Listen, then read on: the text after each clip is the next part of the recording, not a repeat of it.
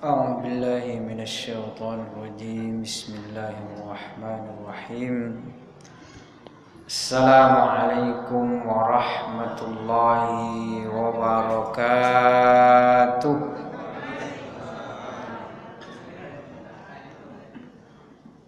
الحمد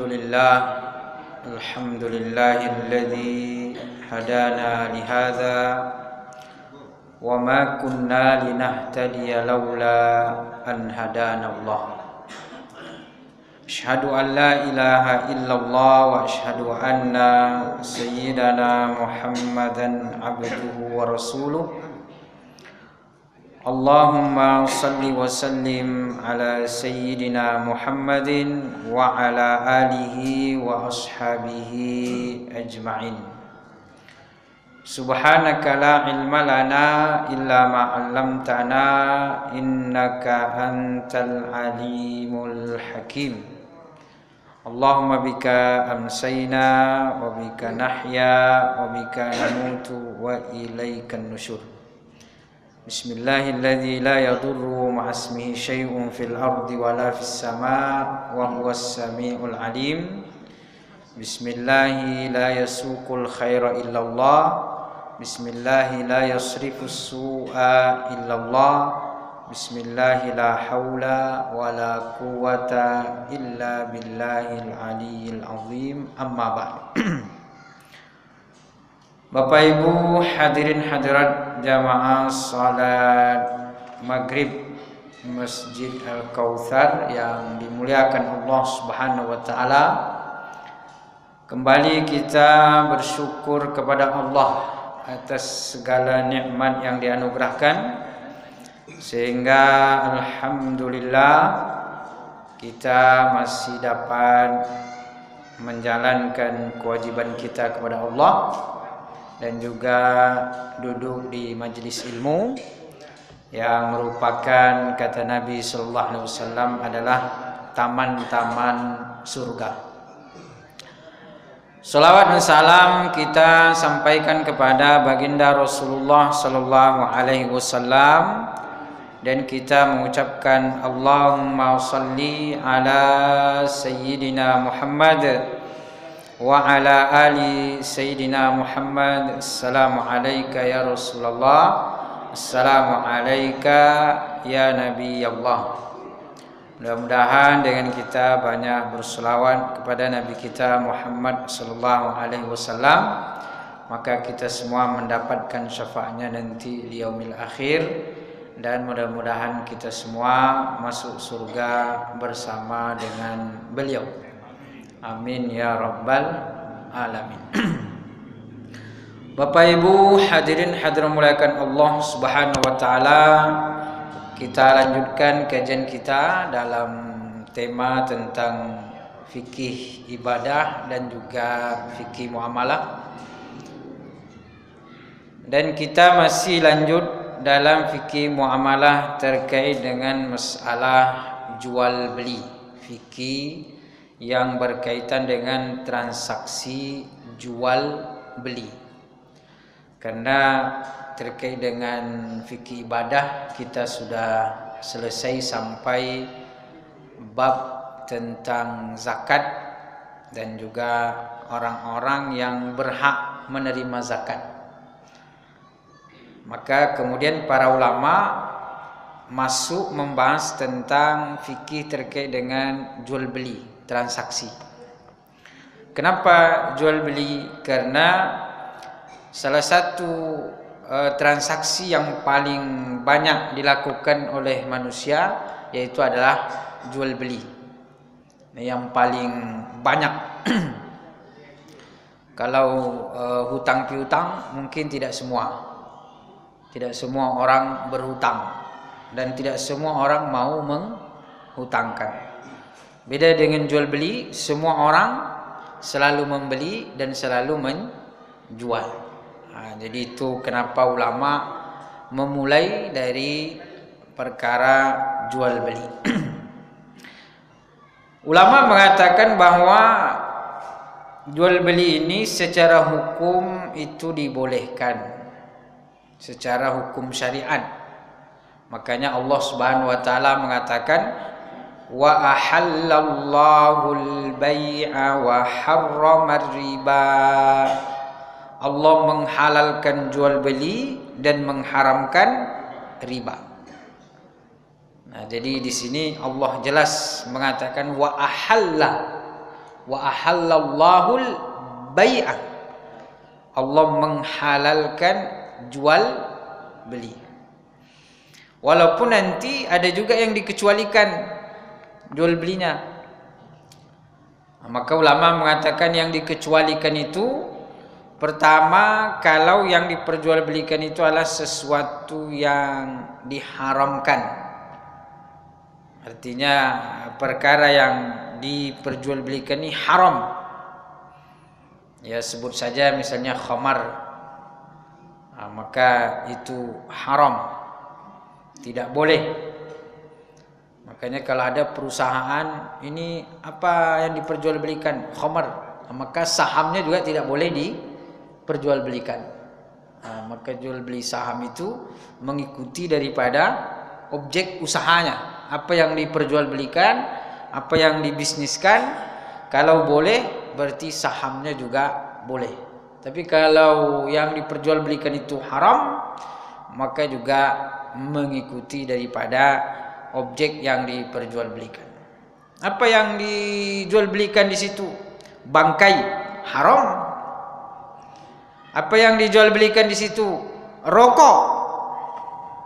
Wah, ini repot ini kalau rokok. Syubhat. Jadi jual belinya juga syubhat. Syubhat itu artinya apa? Kata orang berbeda pendapat. Ulama ada yang mengharamkan, ada juga yang makruh. Tapi yang pasti kalau merokok di depan orang yang sakit haram. Depan orang sehat aja bisa haram, apalagi depan orang yang sakit. Makanya kalau di negara-negara yang memperhatikan kesehatan itu didenda. Kayak di Singapura itu kalau merokok sembarangan dendanya besar. Korea Selatan itu kalau ketemu merokok sembarangan didenda besar. Jadi intinya itu bisa memudaratkan, bisa membahayakan. Nah, jadi intinya kata para ulama itu adalah ketika yang diperjualbelikan ini, benda yang diperjualbelikan itu haram, maka itu juga termasuk jual beli yang diharamkan. Maka tergantung. Jadi kalau benda yang diperjualbelikan boleh, maka secara syariat juga dibolehkan. Kemudian juga yang diharamkan ulama untuk diperjualbelikan adalah ketika sesuatu jual beli itu yatadammanu ghararan, mengandung gharar. Apa arti gharar ini? Tidak jelas, spekulasi, tidak pasti. Makanya orang bilang tidak boleh jual kucing dalam karung. Tidak boleh menjual ikan yang masih dalam kolam, karena belum jelas, belum pasti. Di zaman Nabi dulu ada jual beli model seperti itu. Jadi si penjual bilang gini, lemparkan tongkatmu, mana yang kena itu yang kamu bayar. Jual beli hasah, jual beli mana yang kena lempar, maka itu yang dibayar. Maka Nabi SAW melarang. Nabi SAW an bai'il hasah. Nabi melarang jual beli yang sifatnya mana yang dilempar kena itu yang dibayar. Kenapa? Karena tidak jelas. Dia mau beli panci, ternyata yang kena lempar odol. Jadi tidak jelas. Maka kalau tidak jelas itu diharamkan. Gharar, tidak pasti. Makanya kalau jual belinya itu tidak jelas, itu diharamkan. Makanya jual beli internet kalau rasa-rasanya tidak jelas, ada yang beli pembersih dia beli sepatu yang datang itu kosmetik. Ada yang beli buku fikih yang datang buku menu masakan. Jadi kadang-kadang yang dipesan berbeda dengan yang datang. Maka harus jelas dulu, harus pasti dulu, harus dilihat dulu klasifikasinya, barangnya, itu harus diperjelas. Makanya kata Nabi SAW, kata para sahabat, nahan Nabi SAW an bai'il gharar. Nabi SAW melarang jual beli gharar, jual beli yang tidak pasti, tidak jelas. Itu gharar namanya, spekulasi, berspekulan. Itu yang dikecualikan. Jadi hukum asal jual beli itu boleh, tapi ada yang dikecualikan karena beberapa hal. Begitu juga yang dikecualikan idza kanal ma'qud alaihi muta'alliqan bihaqqil ghair. Kalau objek yang diperjualbelikan itu berkaitan dengan hak orang, itu juga tidak boleh. Apa maksudnya? Jadi kita punya barang, punya benda, tetapi kita tidak sepenuhnya memilikinya. Kok bisa? Karena berkaitan dengan orang. Misalnya kita punya motor, motor ini kita gadaikan. Artinya kita punya hutang motor sebagai apa? Sebagai gadainya, jaminan. Karena memang kalau ada hutang piutang, Allah Subhanahu wa taala menganjurkan untuk ada jaminan, untuk menjamin bahwa yang memberi piutang itu haknya nanti tidak hilang. Kalau dia tidak bayar, maka ada jaminan itu. Makanya Allah dalam Al-Quran mengatakan farihanum maqbudah. Jadi kalau ada transaksi hutang piutang, transaksi yang sifatnya bertempo, kata Allah, hendaklah ada jaminan yang diserahkan, ada jaminan, ada gadainya. Nah, ketika satu benda digadaikan, maka itu tidak boleh dijual,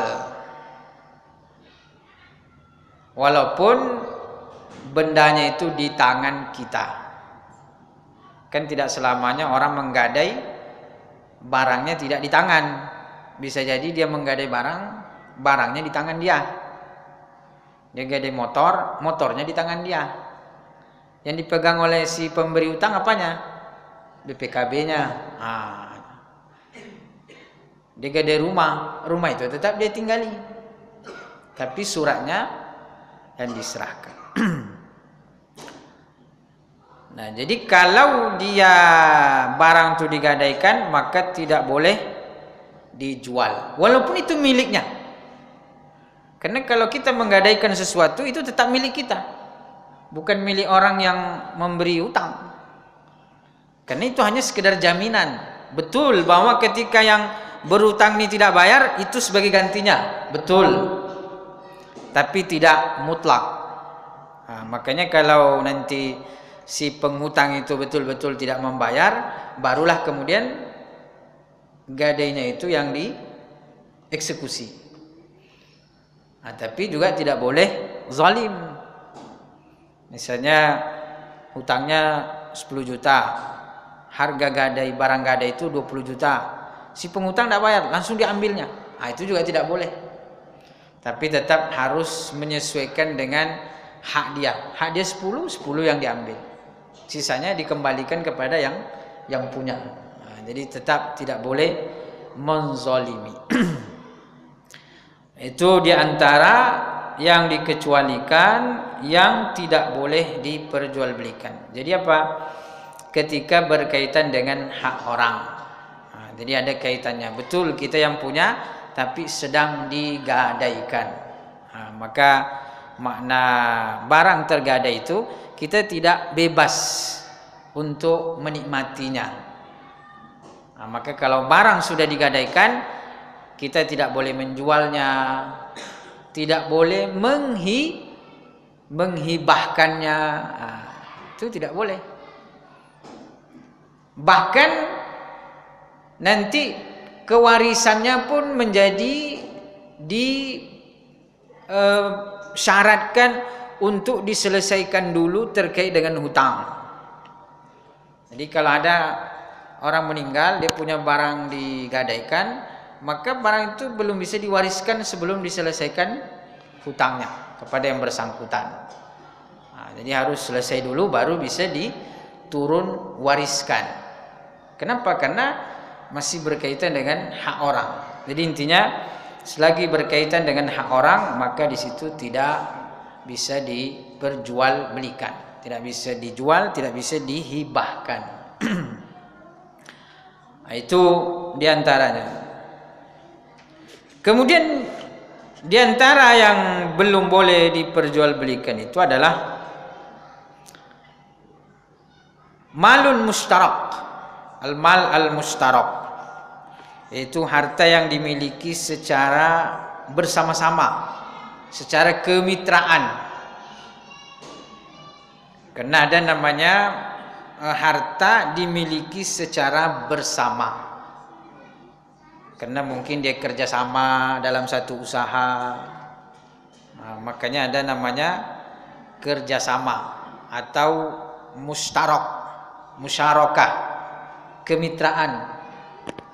Jadi kalau dimiliki bersama-sama, maka belum boleh dijual sampai jelas kepemilikannya. Jadi kalau ada orang usaha bersama, misalnya buat ruko bersama, sama-sama nih 2 orang, maka salah satunya tidak boleh menjual kecuali atas persetujuan yang bermitra dengannya. Jadi harus kesepakatan mitra itu. Nah, jadi itu yang disebut dengan mal mustarak. Begitu juga dengan harta waris yang belum jelas pembagiannya. Jadi ketika ada orang meninggal, kan hartanya jadi warisan tuh.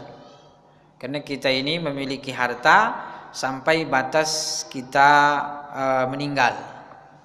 Kepemilikan kita itu hanya sampai batas kita meninggal. Kalau sudah meninggal, maka tidak punya apa-apa lagi. Itu harta-harta itu turun kepada ahli waris. Jadi boleh ketika dia hidup, dia bilang ini punya saya, ini milik saya, ini punya, boleh. Tapi kalau sudah meninggal, selesai itu. Makanya kata Nabi SAW, yatba'ul mayyitu thalathatun, 3 yang mengikuti si mayit, 2 kembali dan 1 bersama dengan dia. 2 kembali, ahluhu wa maluhu, 2 pulang, yaitu adalah keluarga dan juga hartanya. Keluarga mengantar, tapi setelah itu semuanya akan kembali. Karena sesayang apapun keluarga, dia tidak akan menemani di kuburan. Paling ketika hidup dia mengatakan kita sehidup semati. Tapi ketika yang satu mati, yang satu tetap mau hidup juga. Maka dia mengantar saja.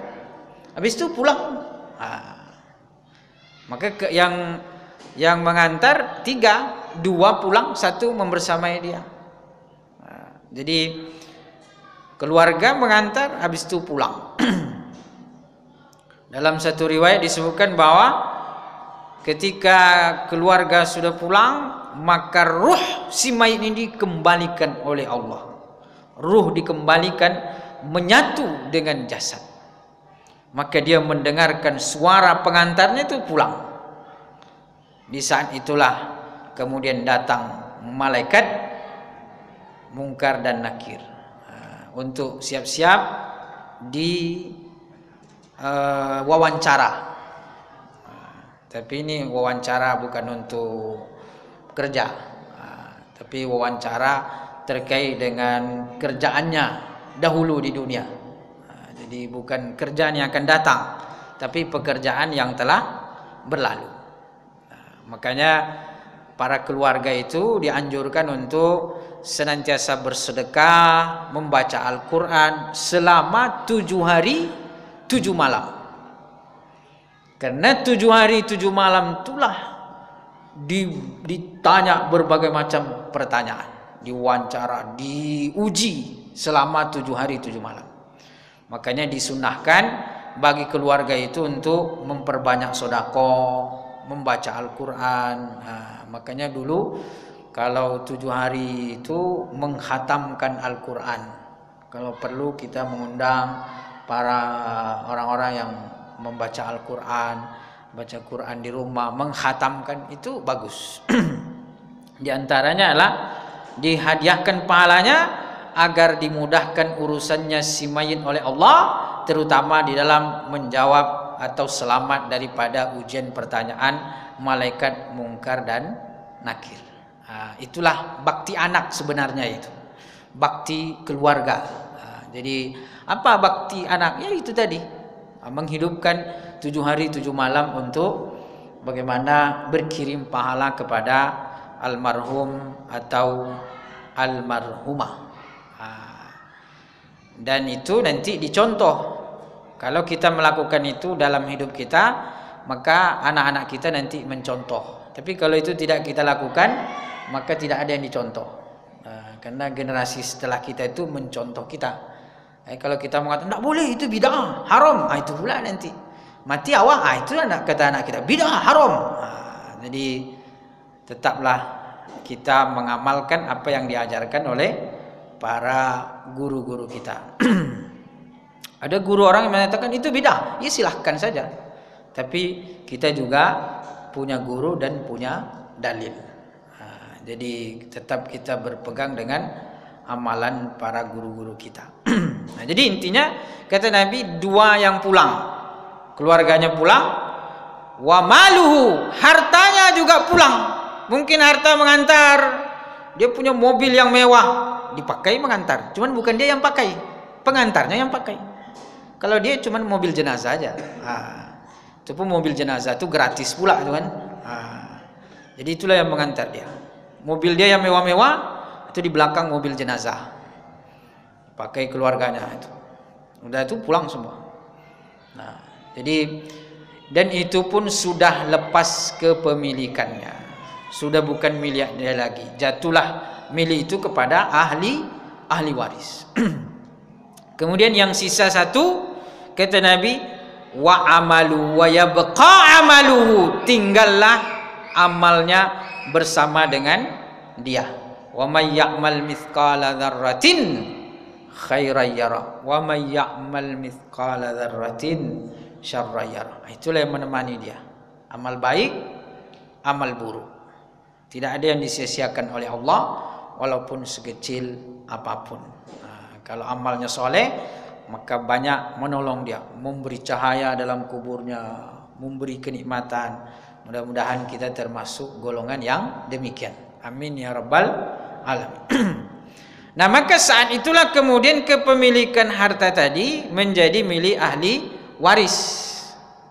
Kepemilikan ini Bapak Ibu adalah kepemilikan yang sifatnya mustarak, kepemilikan bersama-sama. Kalau ada 5 ahli warisnya, berarti 5 yang memiliki. Kalau ada 10, berarti 10 memiliki.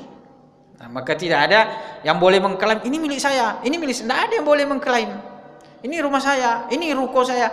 Tidak ada yang boleh mengklaim. Kenapa? Karena harta warisan itu dimiliki secara bersama-sama. Karena dimiliki secara bersama-sama, maka tidak ada ahli waris yang berhak untuk menjual. Tidak ada.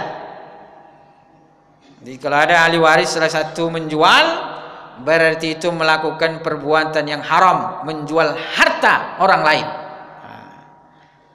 Walaupun itu punya bapaknya, punya emaknya, tapi bukan dia sendiri.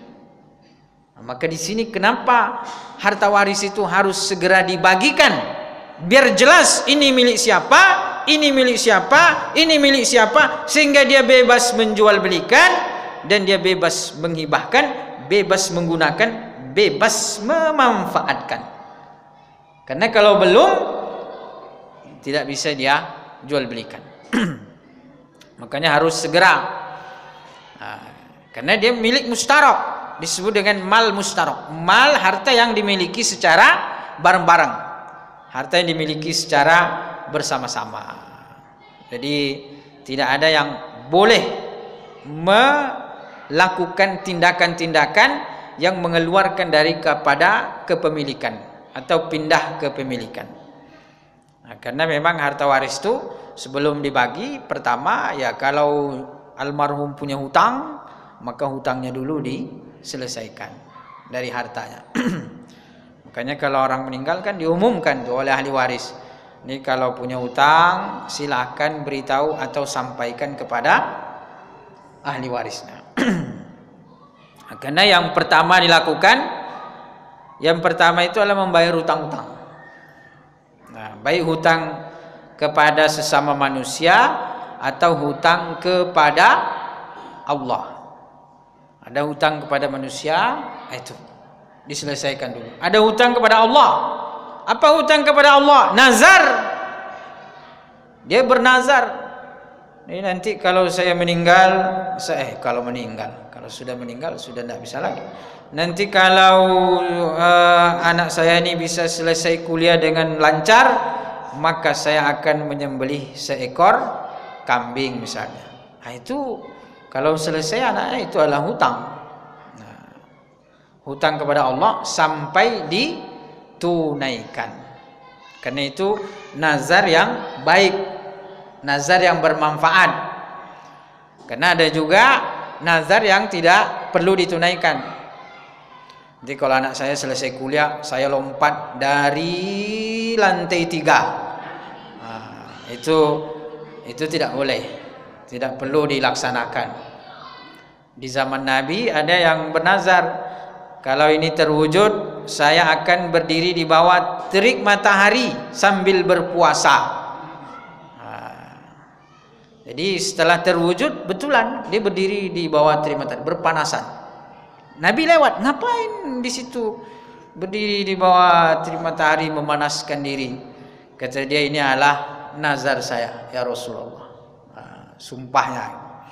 Maka kata Nabi sallallahu alaihi wasallam, jangan laksanakan berpanasan, tetapi puasa dilanjutkan. Jadi puasanya dilaksanakan, berdiri di bawah terik matahari itu jangan dilaksanakan. Karena itu tidak ada manfaatnya, tidak ada gunanya. Jadi kalau nazar sifatnya itu adalah hal yang baik, maka itu perlu ditunaikan, bahkan menjadi wajib hutang. Nah, maka kita harus menunaikannya. Jadi kalau belum ditunaikan, maka itu menjadi kewajiban ahli waris untuk menunaikan. Karena itu nazar. Nah, maka harus diingat-ingat kalau punya nazar. Nah, kalau kita punya nazar, wajib kita tunaikan kalau terwujud. Kemudian juga sebelum pembagian waris itu ada namanya wasiat. Nah, wasiat, al-wasiyah. Wasiat berupa harta tentunya. Karena kalau terkait dengan selain harta, kalau wasiat harta ini, maka pertama tidak boleh kepada ahli waris. La wasiyata liwarithin. Tidak ada wasiat untuk ahli waris, untuk harta ya. Tapi kalau wasiat takwa, ya boleh, bahkan bagus. Ya, untuk tetap bertakwa, tetap istiqomah, tetap beriman, tetap bertauhid, maka itu wasiat. Tapi kalau untuk harta, untuk ahli waris tidak ada wasiat. Kenapa? Karena ahli waris sudah ada jatahnya masing-masing. Fa in kana, kalau dia anak perempuan sendiri maka dapat setengah. Kalau 2 atau lebih maka dapat 2/3.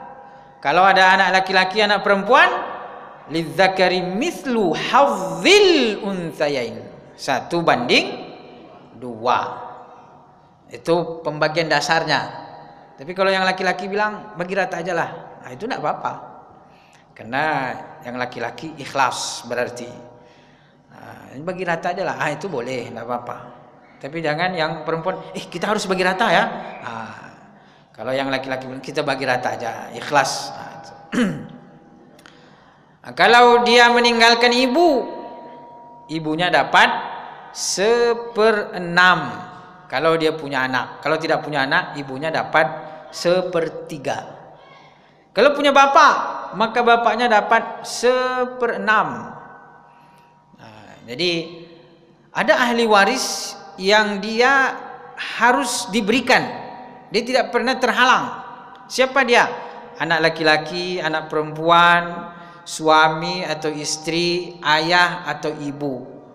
Itu adalah kalau dia hidup maka pasti menjadi ahli waris. Ibu, bapak, suami, istri, anak laki-laki, anak perempuan. Kalau ini ada, maka pasti dia menjadi ahli waris. Beda dengan saudara laki-laki dan saudara perempuan.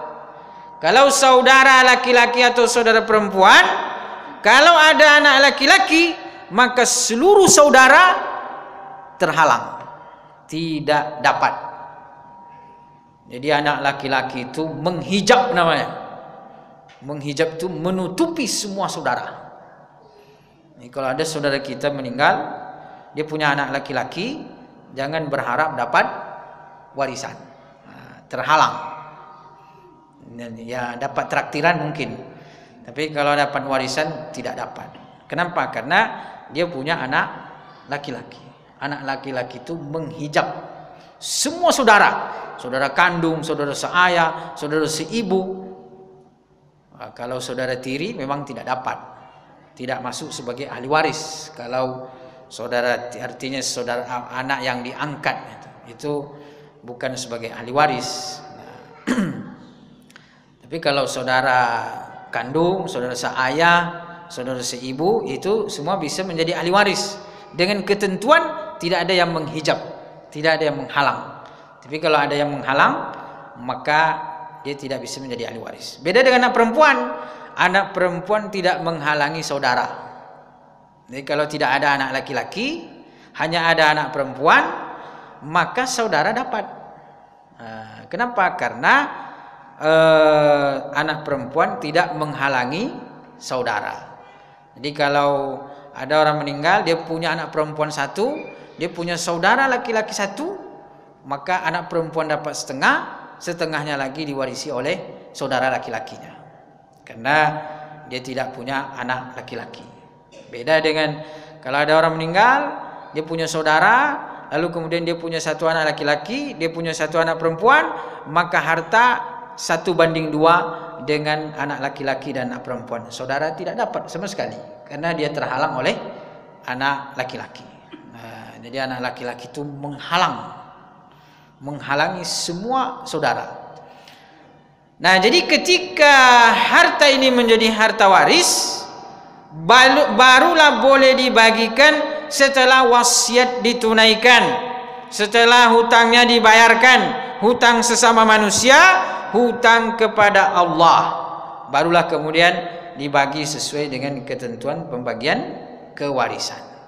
Sebelum dibagi, tidak ada yang boleh menjual dan tidak ada yang boleh mengklaim ini milik saya, tidak boleh, karena kesemuanya itu memiliki secara bersama-sama.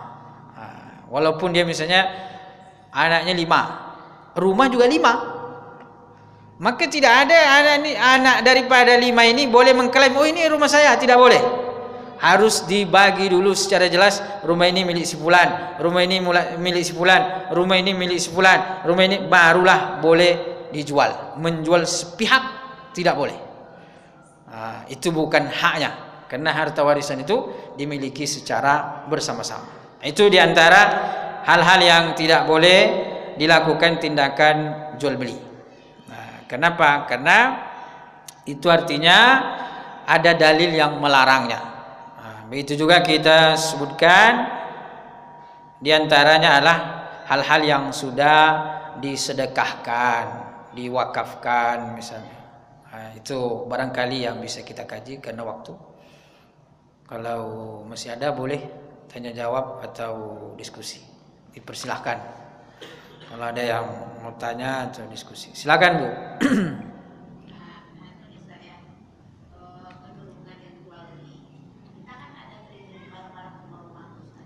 Apa Bu?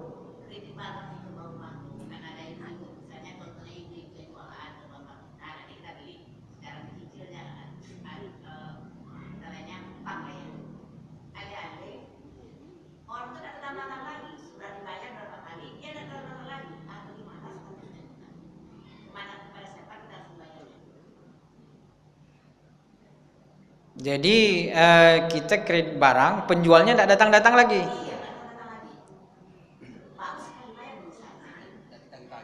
Ya, nggak ditagih-tagihnya ya. Berarti itu penjual yang baik. Itu penjual seperti itu langka. Kalau ada penjual seperti itu perlu kita doakan panjang umur.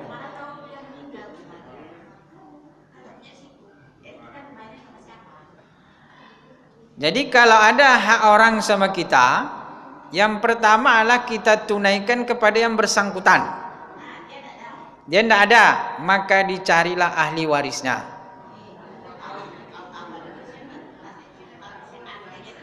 Nah, ahli warisnya pun tidak tahu. Maka yang terakhir kita lakukan adalah uang itu kita sedekahkan ke Masjid Al-Kautsar. Niatnya untuk yang punya, untuk dia gitu. Ya, boleh untuk Masjid Al-Kautsar, tapi tidak boleh untuk makan-makan acara arisan, tak boleh. Bolehnya adalah untuk sosial masjid. Diniatkan untuk yang punya uang tadi. Sudah bayar, orangnya datang, maka yang berutang tetap wajib membayar kepada yang bersangkutan.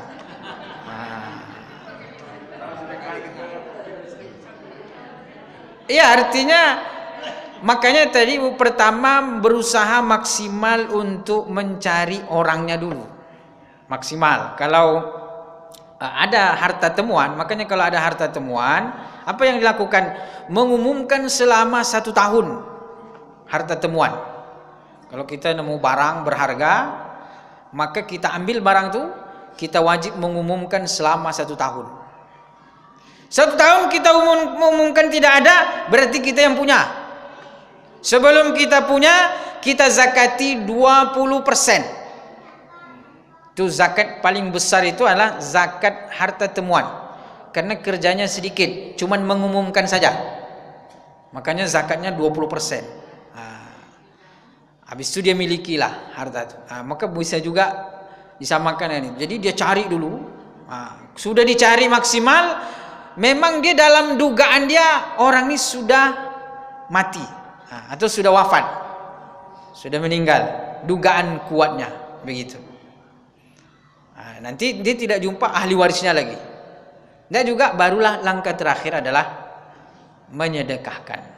Jadi memang sudah diperkirakan bahwa orangnya tidak akan datang lagi. Tapi kalau masih ada kemungkinan orangnya akan datang, jangan dulu. Karena kalau masih ada kemungkinan orangnya datang, maka kita sedekahkan. Orangnya kebetulan setelah kita sedekahkan orangnya datang, kita wajib bayar kepada dia. Gitu. Wajib bayar kepada dia, dan yang kita sedekahkan di masjid tidak bisa diambil lagi. Karena kebetulan kita sedekahnya tadi adalah untuk tiang. Gimana kita ambil lagi tiang masjid itu kan? Gimana Pak?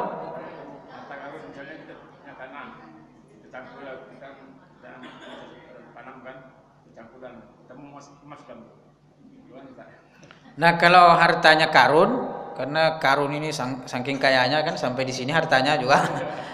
Maka kalau kita ketemu harta yang model begini, itu adalah milik kita, rezeki kita, karena itu adalah ini perbendaharaan Allah. Siapa yang menemukan, maka dialah yang punya, kecuali terkait dengan aturan negara. Misalnya ada hal-hal yang diatur oleh negara bahwa harta tambang itu adalah milik negara, itu kita terbatasi di situ, nanti terbatasi oleh aturan negara. Tapi kalau secara hukum fikih, bahwa harta yang kita temukan secara bebas di alam, maka itu adalah milik kita gitu. Kalau tadi harta temuan itu punya orang, kita temu, itu yang diumumkan. Tapi kalau ini kan harta karun tadi, maka itu menjadi milik kita, kecuali ada aturan yang mengikat daripada negara. Maka tentu kembali kepada aturan negara.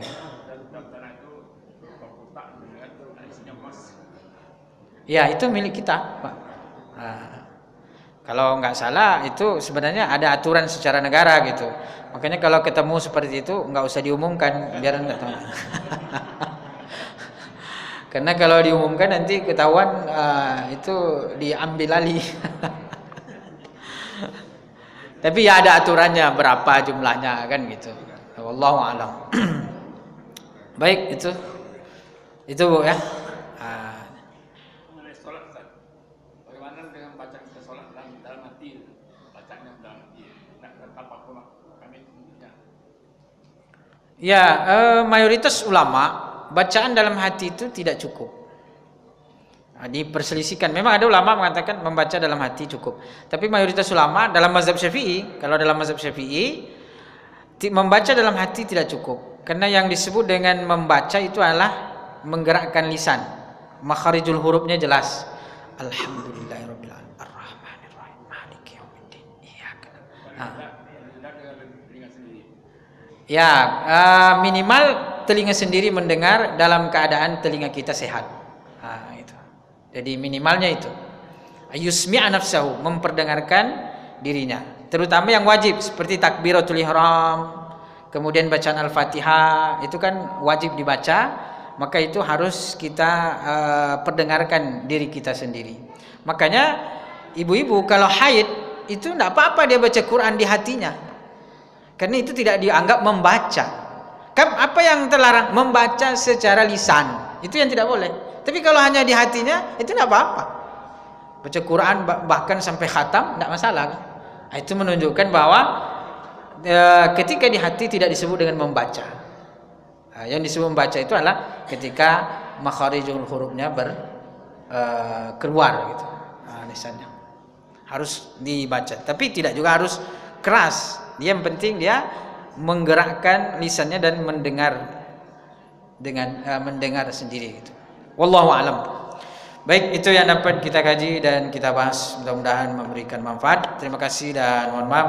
Subhanakallahumma wa bihamdika nasyhadu an la ilaha illa anta nastaghfiruka wa natubu ilaik. Wassalamualaikum warahmatullahi wabarakatuh.